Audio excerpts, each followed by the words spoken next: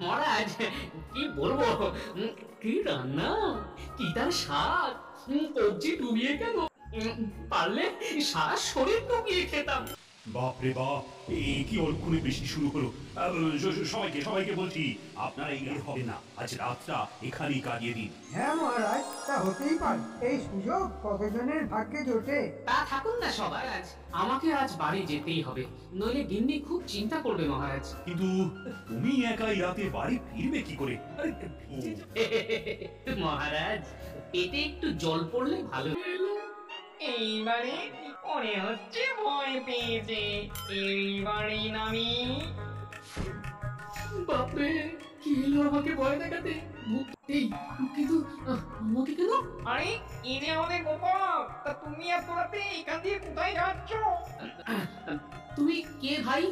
চিনতে পারলাম না তো। তুমি কেন? কেউই আমাকে আর চিনতে পারে না। আমি গোড়াচুকো পাড়ায় থাকতাম।